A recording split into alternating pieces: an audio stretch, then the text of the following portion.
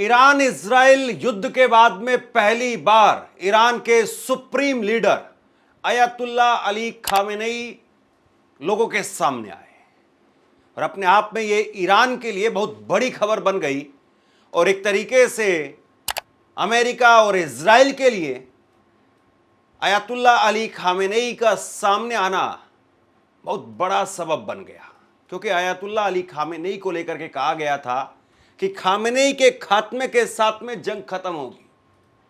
Donald Trump कह रहे थे कि कौन है सुप्रीम लीडर, लेकिन ये हैं सुप्रीम लीडर। जरा तस्वीर देखिए, ईरान के सर्वोच्च नेता supreme leader अयतुल्ला Ali Khamenei Iran Israel के 13 जून को शुरू हुए युद्ध के बाद में पहली बार लोगों के सामने सार्वजनिक तौर पर सामने आए हैं और ये तस्वीर अपने आप में बहुत कुछ बताती हैं। ये तस्वीरें देखिए, न्यूज एजेंसी रॉयटर्स के मुताबिक ईरानी राज्य टेलीविजन ने अशूरा के मौके पर आयोजित एक बड़े धार्मिक कार्यक्रम की फुटेज प्रसारित की है, जिसमें खामेनेई काले पारंपरिक वस्त्रों में कार्यक्रम में प्रवेश करते हुए दिखाई दिए गए। उपस्थित लोगों ने लब्बैक या हुसैन के नारे लगाए और उनका गर्मजोशी से स्वागत किया। तो तस्वीरें अपने आप में बहुत कुछ बताती हैं। लब्बैक या हुसैन ये नारे लग रहे थे और काले रंग की वही लिबास जिसमें खामेनेई अक्सर सामने आते हैं। हालांकि खामेनेई की अगर आप हिस्ट्री पढ़ेंगे, खामेनेई के जवानी के दिनों के बारे में अगर आप देखेंगे, तो खामेनेई उस वक्त में दूसरे किस्म के, दूसरे मिजाज के व्यक्ति थे, लेकिन अब उनका एक पारंपरिक तौर पर एक अलग वेशभूषा है, उनकी पहचान है और वो उसी पहचान में दिखाई देते हैं और उसी पहचान में वो नज़र भी आए। उन्होंने हाथ भी लाया और खामेनेई ने अपना जिंदा होने का सबूत लोगों के सामने रखा। और जिस तरीके की गर्मजोशी खामेनेई को लेकर के लोगों के बीच में थी, अपने आप में इजराइल के लिए और अमेरिका के लिए एक बड़ा चिंता का सबब बन गई है। नेतन्याहू उनकी अमेरिका में डोनाल्ड ट्रंप से मुलाकात होनी है और उस मुलाकात से पहले खामेनेई ने सामने आकर के सबको चौंका दिया है। इसके साथ में बड़ी खबर यह भी है कि क्या ईरान कोई बड़ा ऐलान कर सकता है? क्या ईरान परमाणु प्रशिक्षण करके परमाणु संपन्न देश होने का ऐलान कर सकता है? और अगर परमाणु प्रशिक्षण ईरान करता है तो फिर उसके बाद में सवाल यह भी कि क्या ईरान की धरती वाकई कांप उठेगी? क्योंकि जब भी परमाणु प्रशिक्षण किया जाता है तो वहाँ धरती में जो है गजब की कंपन महसूस की जाती है उसकी ताकत से। तो क्या ईरान अब वाकई बहुत आगे बढ़ चुका है? और खामेनेई ने जिस तरीके से सार्वजनिक तौर पर अपने आप को लोगों के सामने रखा है, इससे अपने आप में बहुत सारे सवाल खड़े हो जाते हैं। मध्य पूर्व में ईरान और इजराइल के बीच अभी तो हालात थोड़े शांत हैं, लेकिन तनाव अभी भी बना हुआ है। ईरान के सुप्रीम लीडर अयतुल्ला अली खामेनेई काफ़ी समय बाद में आशूरा के मौके पर सार्वजनिक रूप से सामने आए, लेकिन इस बीच में दुनिया में ये सवाल बना हुआ है कि ईरान का परमाणु कार्यक्रम किस गुप्त जगह पर चल रहा है, ये किसी को नहीं पता है। हालात से तय माना जा रहा है कि ईरान किसी भी हाल में परमाणु बम बना करके रहेगा। अमेरिका और इजराइल की कोशिशें अब तक बेकार साबित हुई हैं। ईरान अपने इरादे पर अड़ा हुआ है और लगातार इजराइल को चेतावनी दे रहा है। देखिए, अब कुल मिलाकर के बात यही कही जा रही है कि ईरान को अब आप नहीं रोक पाएंगे, क्योंकि आपको जो करना था वो आप कर चुके हैं। और कायदे से ये कहा जाता है कि किसी को आधा अधूरा छोड़ देना या खुद आप उस मुकाम पर नहीं पहुंच पाते जो मुकाम आप सोच रहे थे कि ईरान तो घुटने टेक देगा, खामेनेई को हम सरेंडर करवा देंगे। डोनाल्ड ट्रंप कह रहे थे कि अनकंडीशनल सरेंडर, वो चीज़ें हो नहीं पाई। और जब वो चीज़ें नहीं हो पाई तब उसके बाद में ईरान की शक्ति, ईरान का मनोबल वो बहुत बड़ा हुआ इस वक्त में।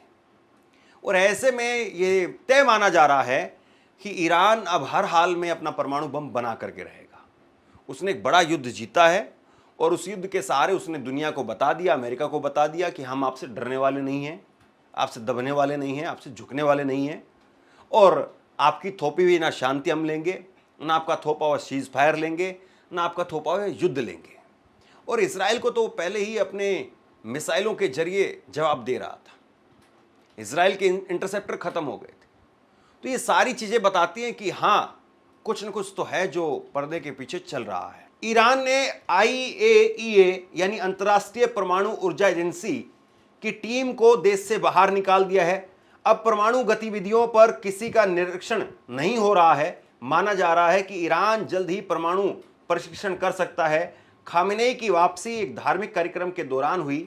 वह युद्ध शुरू होने के बाद पहली बार सार्वजनिक रूप से सामने आए ही, इसीलिए कयास लगाए जा रहे हैं कि ईरान का एटमी टेस्ट बहुत करीब है। अब देखिए, सबसे बड़ी बात यह है कि अयातुल्ला अली खामेनेई सामने जरूर आए हैं। अशूरा का मौका था, इस मौके पर वो सामने आए हैं। लेकिन बड़ा लीडर कोई भी सामने आता है तो जाहिर सी बात उसके पीछे कोई ना कोई संदेश होता है। अब सबसे बड़ा सवाल यही कि क्या सिर्फ और सिर्फ एक मैसेज देना था लोगों को कि हाँ मैं जिंदा हूँ। हालांकि टीवी चैनल्स के माध्यम से वो लगातार अपना मैसेज दे रहे थे, लेकिन बहुत बार ये कहा जाता कि AI तकनीक के जरिए आप कुछ भी कर सकते हैं। AI तकनीक के जरिए मैं यहाँ पर ना रहूँ और आपको फिर भी ऐसी ही वीडियो दिखती रहेंगी, 19-20 उसमें कमी हो सकती है। लेकिन अगर और कोई बेहतर तरीके से अगर AI वर्जन को समझता है, उसको कमांड दे सकता है, तो वो हूबहू वीडियो भी बनवा सकता है। तो एक वीडियो मैसेज देना और लोगों के सामने फिजिकली सामने आना, वो अपने आप में दो अलग अलग चीज़ें हैं। तो खामेनेई का सामने आना क्या सिर्फ और सिर्फ ईरान के लोगों को एक भरोसा दिलाना था, अपने करीबी लोगों को भरोसा दिलाना था कि मैं जिंदा हूँ? क्योंकि कई बार ये होता है कि आप एक बहुत बड़े नेता हैं, आप सुप्रीम लीडर हैं, तो आपसे हर कोई नहीं मिल सकता है। और आपकी टीम के अंदर एक मनोबल होना, आपकी टीम का मनोबल ऊंचा होना, वो बहुत ज़रूरी है। आप अगर एक जंग के हालात में हैं ऐसे में, तब तो खामेनेई अब सामने आए हैं तो सिर्फ और सिर्फ क्या अपने आप को जिंदा दिखाने के लिए सामने आए हैं, या खामेनेई के सामने आने का मतलब ये है कि ईरान अब बहुत जल्द कुछ बड़ा करने वाला है? क्योंकि उसने पहले ही IAEA यानी international atomic energy association agency को, परमाणु जो अंतर्राष्ट्रीय एजेंसी है जो परमाणु गतिविधियों पर नज़र रखती है, उसको पहले ही बाहर कर दिया अपने देश से। तो अब कोई निगरानी करने वाला भी नहीं, यानी अब कोई ना रोकने वाला है ना टोकने वाला है। और क्या वाकई ईरान अब ठोकने वाला है? ईरान ने नतांज और फोर्दो जैसे केंद्रों से मशीनें हटा ली हैं, लेकिन नई जगह का किसी को पता नहीं है। CIA और मोसाद जैसी एजेंसियों को भी ईरान के सीक्रेट ठिकानों का पता नहीं चल सका है। अमेरिका भी मान चुका है कि परमाणु कार्यक्रम चालू है। तो एक तरीके से आप देखिए तो अमेरिका और इजराइल, उसकी एजेंसियाँ, खुफिया एजेंसियाँ, CIA अमेरिका की एजेंसी, मोसाद इसराइल की एजेंसी, वो दोनों पता नहीं लगा पा रही है। सटीक जानकारी किसी के पास में नहीं है। बहुत सारी खबरें, बहुत सारी चीज़ें, बहुत सारे आर्टिकल के जरिए एक्सपर्ट्स ने बहुत कुछ कहा है, लेकिन जो एजेंसियां हैं अमेरिकी इजरायली एजेंसी, वो पुख्ता तौर पर अपने देशों को कोई ग्रीन सिग्नल नहीं भेज पा रही है कि यहाँ पर्टिकुलर इस जगह पर कार्यक्रम चल रहा है, आप हमला कर दीजिए। ये मैसेज वो अपने लोगों को नहीं भेज पाए हैं। दूसरा बड़ा सवाल ये है कि शिया देशों का भी समर्थन जिस तरीके से मिला है, ईरान को अब इराक, अजरबैजान, लेबनान, बहरीन और यमन जैसे शिया बहुल देशों का साथ मिल रहा है। मुहर्रम और आशूरा के मौके पर जब शिया एकता और मजबूत हुई है तो ईरान अकेला नहीं है। यानी ईरान ने अपना ताकत, अपना रसूख, अपनी पहुंच, और ख़ास करके खामेनेई ने जिस तरीके से शिया बहुल देशों के अंदर, हालांकि वैसे तो इस्लामिक देशों में भी कोशिश की है कि खाड़ी के देश इस बात को समझ जाएं कि अमेरिका का पिछलग्गू बनने से कुछ नहीं होगा। ईरान का एक मैसेज यही है, खामेनेई का एक मैसेज यही है। लेकिन कम से कम शिया बहुल्य देशों में उनकी पकड़ मजबूत हुई है। लेबनान में, अजरबैजान में, बहरीन में, यमन में, इन देशों में अब खामेनेई की पकड़ बहुत मजबूत हो गई है। खामेनेई एक उभरते हुए नेता के तौर पर सामने आए, एक वैश्विक नेता के तौर पर, विश्वगुरु टाइप के नेता के तौर पर वो सामने आए। ईरान अब अमेरिका को सीधे चुनौती दे रहा है और जल्द ही परमाणु प्रशिक्षण भी कर सकता है। सोमवार को ट्रंप और नेतन्याहू की मुलाकात होने वाली है, जिसमें ईरान पर बड़ा फैसला हो सकता है। ईरान का साफ संदेश है, अगर हमला हुआ तो हम इसका जवाब देंगे। वो भी सीमित नहीं होगा। ईरान रेड लाइट का पालन नहीं करेगा। जो भी हमला होगा अपनी तबाही खुद लेकर के आएगा। देखिए, यहाँ पर अब खामेनेई ने जो है वो एक तरीके से बॉर्डर्स तोड़ दिए हैं, बैरियर्स तोड़ दिए हैं। उन्होंने कह दिया है कि अब हम दबने वाले नहीं हैं और ना ही किसी नियम कायदे का पालन करेंगे कि ठीक है कोई हम पर इतना हमला कर रहा है, हम उन पर उतना हमला करेंगे। और जिस तरीके से अमेरिकी बेस पर हमला हुआ, रूस और चीन भी जो आज के वक्त में करने की सोच नहीं सकते हैं, ईरान ने वो काम किया, तो इसके बाद में मैसेज तो साफ है कि अगर हमें छेड़ा गया तो हम छोड़ेंगे नहीं। हम आपके बेस पर घुस करके, अमेरिकी बेस पर घुस करके हमला करेंगे। ये बात सही है कि खामेनेई से या ईरान से सवाल पूछा जा सकता है कि आपने पूछ करके हमला किया था, पूछ करके 14 मिसाइलें दागी थी, तो आपका मकसद क्या था? क्या सिर्फ आप एक मैसेज के लिए कर रहे थे या वाकई नुकसान पहुंचाना चाहते थे? क्या ये रणनीतिक तौर पर था? बहुत सारे चीज़ों के बहुत सारे मायने होते हैं और धीरे धीरे ऐसे जो बड़े फैसले होते हैं उनका असर बहुत देर बाद में समझ में आता है कि किस सोच के साथ में फैसले लिए गए थे। ये बोल करके, बता करके, जब कतर में मिसाइलें दागी गई थी अमेरिका के सबसे बड़े सैन्य बेस पर, तो ये अमेरिका ने कहा था थैंक यू खामेनेई। ये डोनाल्ड ट्रंप की तरफ से ट्वीट करके कहा गया था कि ईरान ने हमें बता दिया था, इसके लिए उनका धन्यवाद। तो क्या बता करके, हमला करके, एक कूटनीतिक तौर पर उन्होंने ये स्टेप लिया कि हम देखिए आपके ठिकानों पर हमला कर सकते हैं, हम आपके गाल पर थप्पड़ मार सकते हैं। यानी ये कह करके बताया गया कि आप देखिए, आप समझ लीजिए कि आपको क्या करना है।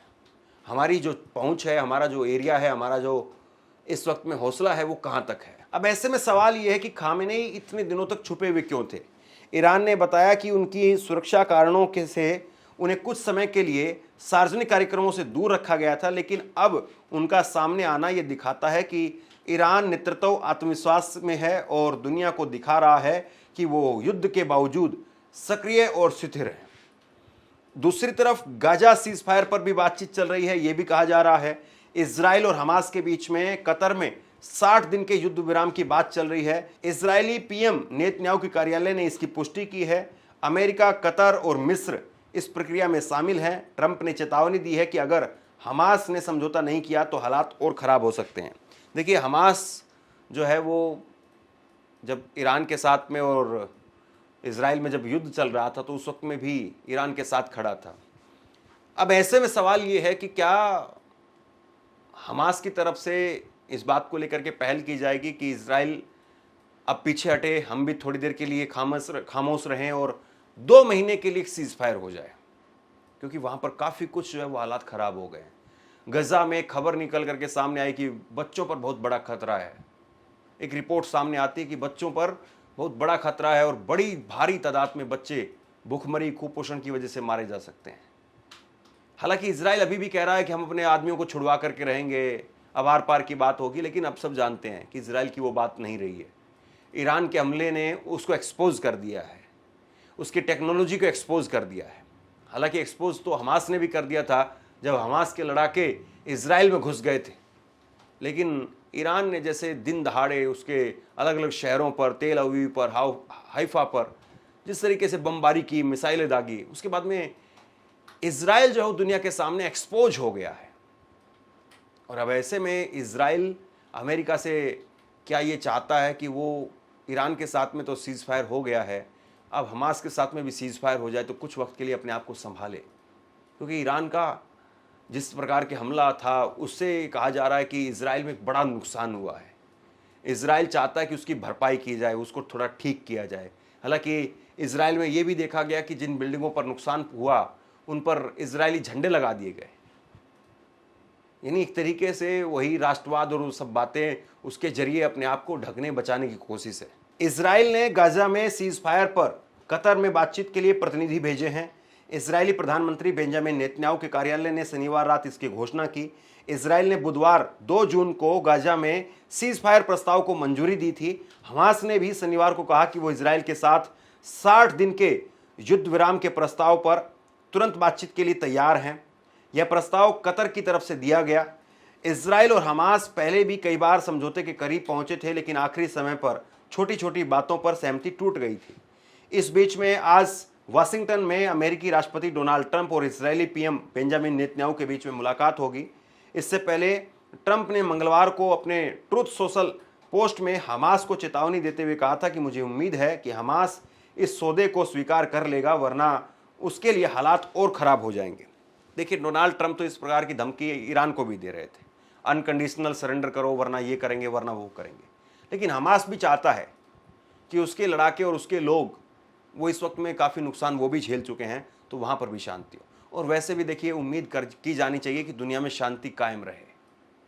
युद्ध बर्बादी लेकर के आते हैं, जंग मलबे का ढेर लेकर के आती है, चाहे वो इस तरफ हो चाहे वो उस तरफ हो। युद्ध कभी किसी के इंसानियत के हक में नहीं हो सकता है।